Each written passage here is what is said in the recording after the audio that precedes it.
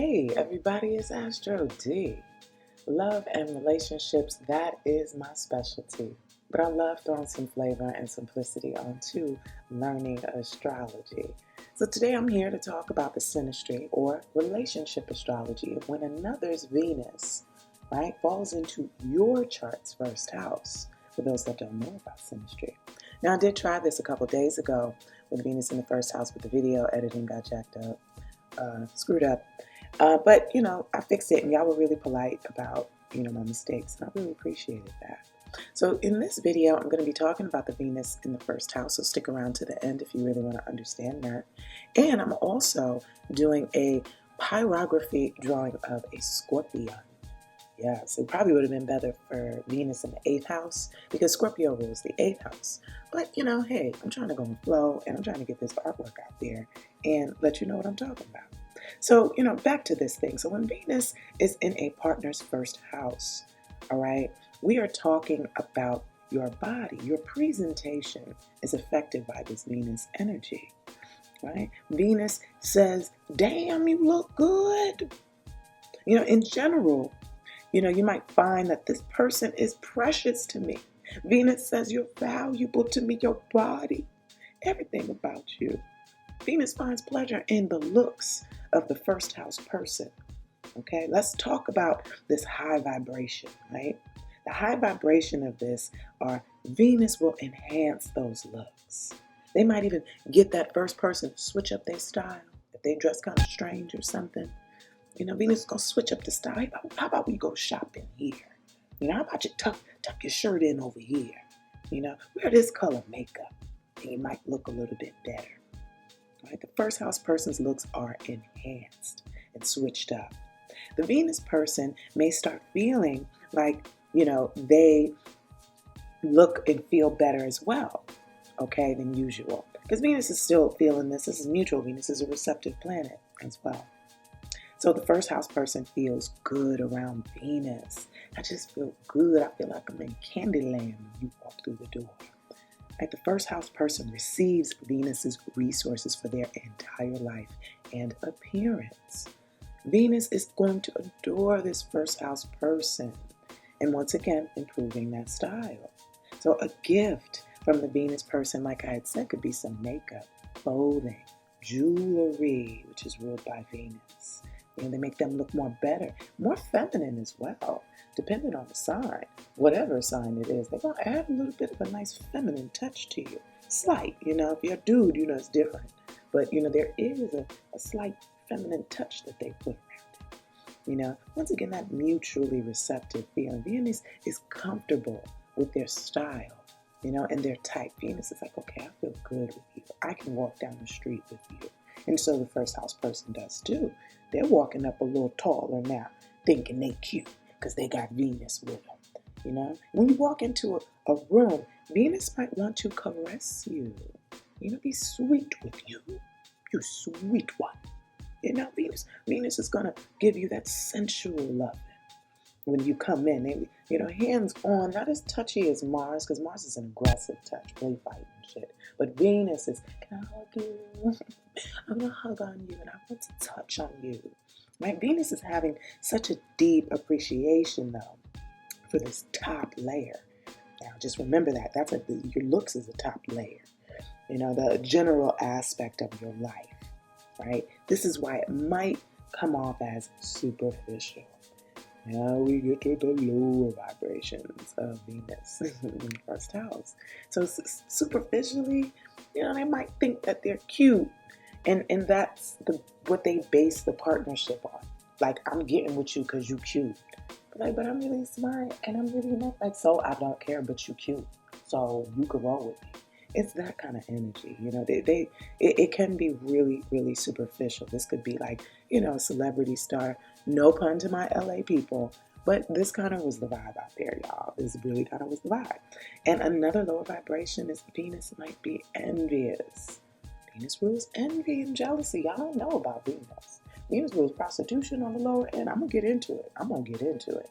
Because Venus ain't all pretty and puffy and Candyland lollipops either. Venus could get envy of the looks, the physical looks and appearance. They might be jealous of your whole damn life. They might also want to use the person's physical body just for pleasure. And I think we know what that means. Bend over, get over here. It could be just like that. But they will be more gentle with that. Venus isn't as aggressive as Mars in the first house. That's another story. But this first house person could only feel that they're valued for their looks and shallow things. Exchanging money for the body. Ouch. Okay, we know what that means.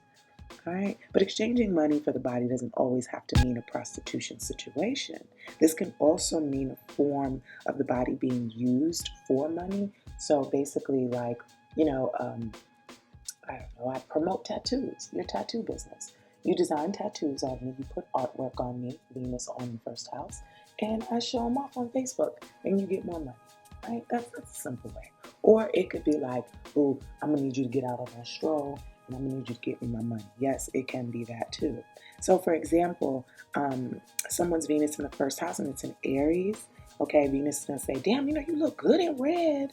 All right, Venus, okay, the house person might feel quickly pursued by Venus, or at least they'll know right away that there's attraction. They might not feel quickly pursued, or not as it's not Venus and Aries. No, I said that right. I said quickly pursued, and but at least they'll know right away, like, oh shoot, they like me, they think I'm sexy. Ow. All right, now Venus. What if Venus is in Capricorn? Hey, you look really good in a business suit. Man, I saw you working over there. I like that serious look.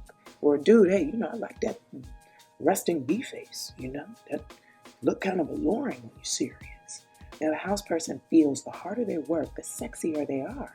And when it starts making them look good, more professional, they can get in nicer suits and look more valuable to Venus, the more professional they look.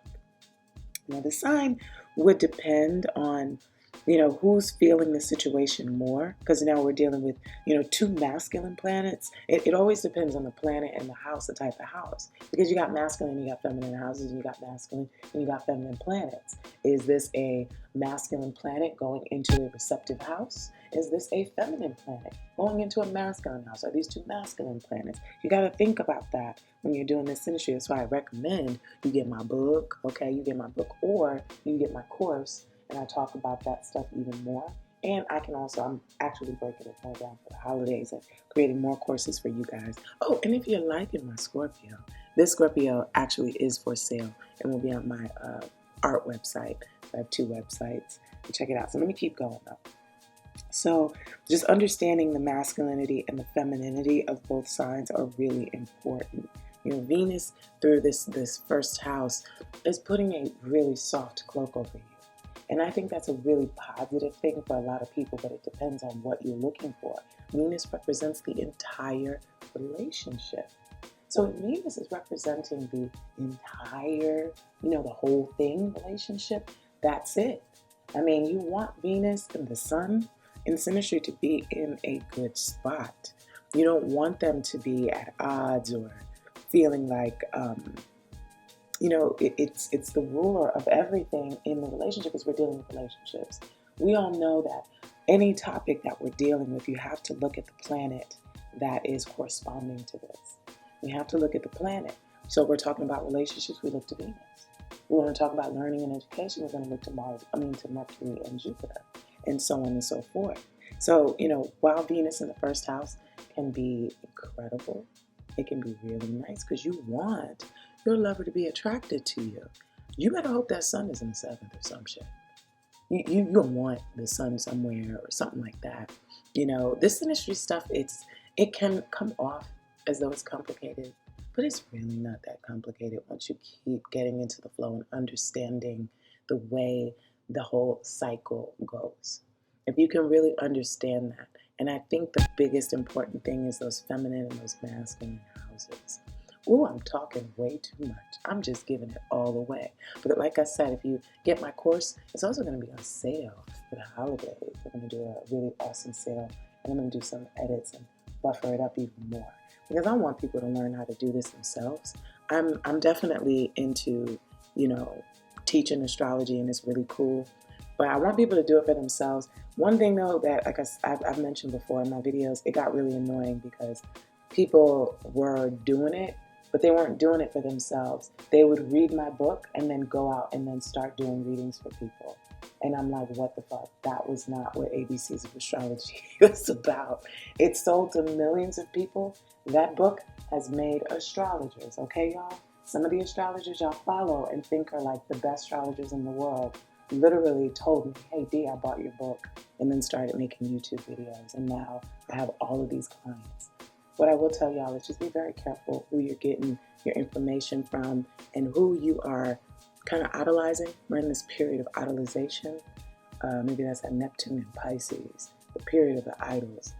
Do not idolize me at all. I'm just talking about what I like to talk about sometimes. I don't even want to call myself a teacher anymore. I used to be like, yeah, I love teaching astrology. I just like talking about the shit. And I'm an artist. I like painting and doing artwork and shit. Okay? I'm not here to be nobody's guru. But back to Venus in the first house. The first house person has to be really mature. Okay? If the first house person is a mature person, then they can probably handle this Venusian energy being all over them on their body and making them, glowed up. This is a conceited ass person. Venus and Leo might really enjoy this, actually. But see, once again, now we're dealing with a strange energy here because the Venus, the ascendant Leo person, is going to want that adoration. Okay, they're going to want to feel like the queen when they walk into the room, or the king. But see, Venus wants to feel like that too. My Venus is in Leo. I want to feel like the queen. So you guys are going to have to shift back and forth. If one person's Venus is in Leo and the other person has that ascendant in Leo, it's like, hey, you got to worship my body, kind of. I hate to say it that way. But you got to really talk about how fly I look when I walk into the room. And the Leo person has to still make the Venus person almost like carry them into the room. It's weird. It's like Venus, you know how the king and queens are up on that little thing, and then you got the people below them carrying the king and queen into the room. So it's almost like the Leo ascendant is carrying them into the room, and the Venus person is like, look at my amazing carrier. My carrier is wonderful. Anyway, you guys, I hope you enjoyed this video. I just kept going on and on and on. Thank you for joining. Thank you for subscribing if you haven't already, and take care.